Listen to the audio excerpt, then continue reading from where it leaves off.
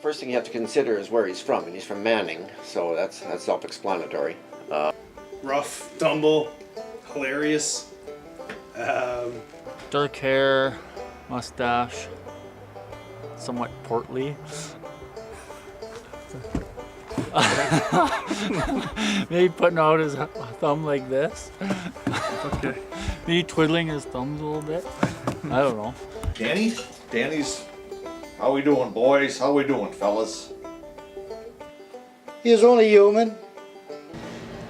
Just picture Santa without a white beard and white hair. He's just a big, jolly, old, happy guy. Yeah, you can't miss him. If I had to describe him physically to someone, I'd say that it looks like the A&W bear. He's a big teddy bear. Yeah. Gruff and mean on the outside and just a big sweetheart on the inside. Danny's like a big old bear. Just don't piss him off. Cuddly bear. Thinks he's all growl, but we know he's all marshmallow. Oh, Big Bear's got a scratch. Looks like we got us a convoy. When I first started, to be truthful, I used to be scared to come to work. And Danny got me aside one day and do it this way, do it that way. Okay, I'll try it. If it don't work, I'll try something else. And we just kept tugging away, and we formed a good relationship all the way through. And so far, so good. He was always one of those guys that you could always go talk to, and Danny would always give it to you straight. I've known him all my life, so it was an honor to work with him, and I learned quite a bit on the fire ground with him and his knowledge. So yeah, working with him was a fun time and also business, so it was good. And as a new guy coming on A shift, I only worked with Reesik, Captain Reesik, for 2 years, and not once did he ever actually learn my name, I don't think. It's Abel, not Abel. He molded me from just a young cock into the man you see before you today. I think from the time when I first started here, we went from a total paper system to an absolute computer system. It took Danny a while to figure out his rooster there, but Over the period of time in Hall 1 with him, I saw a few days off and on where he would have a little difficulty with some of the technologies we deal with, especially the computer. He'd look at me, what am I going to do? I'd tell him, throw it out in the parking lot, let IT take care of it. If it keeps screwing up on you, get a new one. The other thing, Danny, this whole computer thing, I'm just as confused as you are. I don't know, you know. You click on one page and you can slide it over to the next, and then you can slide it over, and even you put something in its way, you know. You can put paper in there, and you know. You know what? I think Danny adapted very well. You know, like I know that Danny struggled a little bit with technology, but Danny was a quick learner. He really was, and he learned this office very well and ran it very well, and I got a lot of tips from Danny about, you know, how to use the computer and, you know, how working the double screens, and Danny was always very apt at that. I learned quickly that he didn't like Mary Brown's chicken, and I learned quicker that he doesn't like anything that's not red meat. So I learned how to cook steak and how to cook burgers pretty good. I think around the hall he was pretty, you know, lackadaisy, especially when he was watching. He always used to watch Brokeback Mountain all the time. No, that was Deadwood. That's right. He was watching Deadwood all the time. Both the same.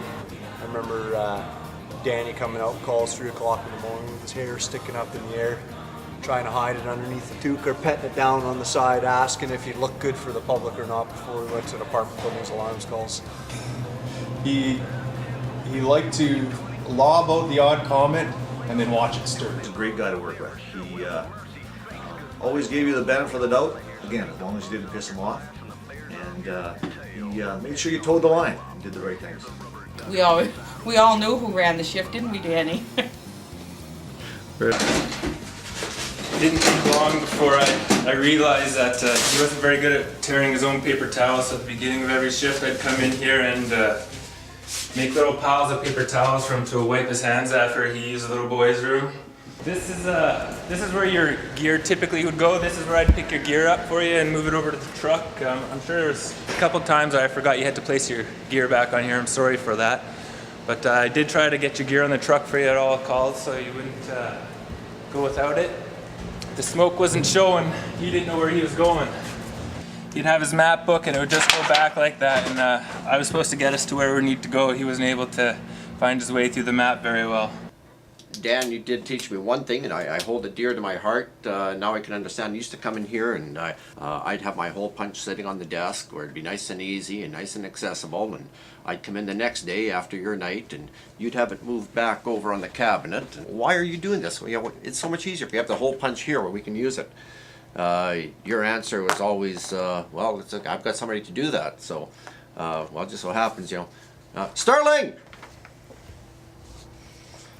And you know, actually, it's a hell of a system. It works really good.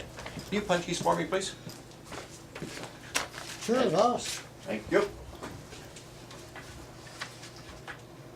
It was awesome. He was always had one-liner for us to laugh at. Usually came at lineup right when we sat down. So he always kept us on our edge of our seats most of the time. And every day he had different lines. We all swear to God he had a book, and it was our goal to find this book of different lines he could say. Always come to work and get new one-liners that I could go and repeat and use my own.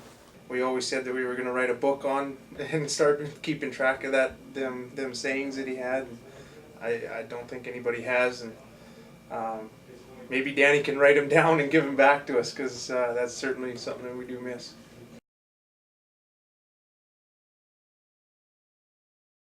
Here, front fart would come up, and you could hear it vibrate up the front. Parker. Oh, Christ, Captain, Jesus Christ. What? Pull that, what? Pull that down. What? Well, it wasn't for all that fucking chicken. Yeah. Jesus Christ, Parker, I'm so hungry I could eat the ass out of a dead skunk and use their stripes to flag down another one.